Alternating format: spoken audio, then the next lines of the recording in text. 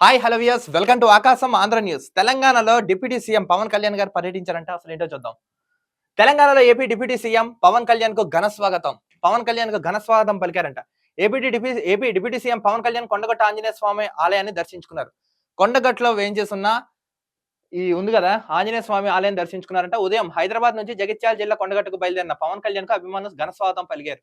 ఆయన జగిత్యాల జిల్లాకి వెళ్ళారంట, హైదరాబాద్ నుంచి బయలుదేరు. సో దారి పొడుగున జన సైనికులు ఆయన అభిమానులు పూల వర్షంతో ఆయనకి స్వాగతం పలికారంట. తుర్కపల్లి క్రాస్ రోడ్స్ వద్ద గజమాలతో స్వాగతం పలికారు. అనంతరం కొండగట్టు చేరుకున్న పవన్ కళ్యాణ్ కు ఆలయ అధికారులు ఘన స్వాగతం పలికారు.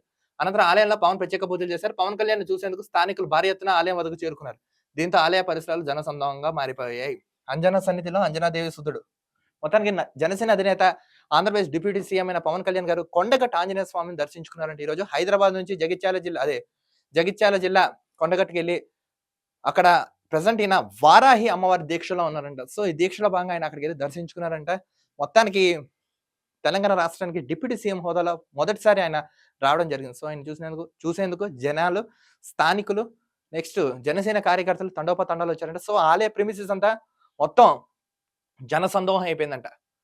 మొత్తానికి ఒకటి చెప్తున్నానబ్బా, పవన్ కళ్యాణ్ గారు అనుకున్న సాధించారు చూసా. నేను చెప్తున్నాను, ఎప్పుడైనా ఒకటి గుర్తుపెట్టుకోండి. ఒక మనిషి ఏమైనా సాధించాలనుకుంటే అతనికి డబ్బు అక్కర్లేదు, వెనకాల మంది అక్కర్లేదు.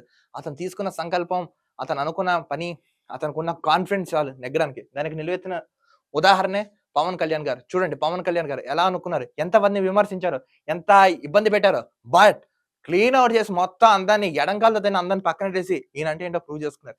భగవంతుడు ఆశీస్సులు ఉంటే అలా ఉంటే. ఉదాహరణకు మనకి ఇది ఒకటే. ఇదిగోండి గజమాలతో ఆయన సత్కరించారు పవన్ కళ్యాణ్ గారిని. మొత్తం అటు ఫ్యాన్స్ కి, వీళ్ళకి, వాళ్ళకి అందరికి అభివాదం చేసుకుంటూ పవన్ కళ్యాణ్ గారు ఈ రోజు వెళ్ళారు. మొత్తానికి ఏంటంటే తెలంగాణలో ఆయన అయితే పర్యటించారంట. సో ఆయన ఘన స్వాగతం పలికారు ఆలయ అధికారులు, నెక్స్ట్ అందరూ. ఇప్పుడు ఈయన తెలంగాణ రాష్ట్రంలో కూడా పార్టీని బలోపేతం చేసేందుకు ఎంతో కృషి చేస్తున్నారంట. ఏదో రకంగా ఈసారి జరిగే స్థానిక ఎన్నికల్లో కానీ, చిన్న చిన్న మున్సిపల్ ఎన్నికల్లో కానీ జనసేన పోటీ చేయబోతుందంట. చూద్దాం తెలంగాణ రాష్ట్రంలో కూడా నిజంగా జనసేన ప్రభావం ఎక్కువ ఏమైనా ఉంటున్నా, లేదా కేవలం ఆంధ్ర మాత్రం పరిమితం అవుతున్నా అనేది లెట్స్ వాచ్ అండ్ సీ అంటే కమింగ్ డేస్ లో. మొత్తానికి పవన్ కళ్యాణ్ గారు అయితే తెలంగాణ రాష్ట్రంలో పర్యటిస్తున్నారంట. ఫ్యాన్స్ మీకే చెప్తున్నాను, go and enjoy and see.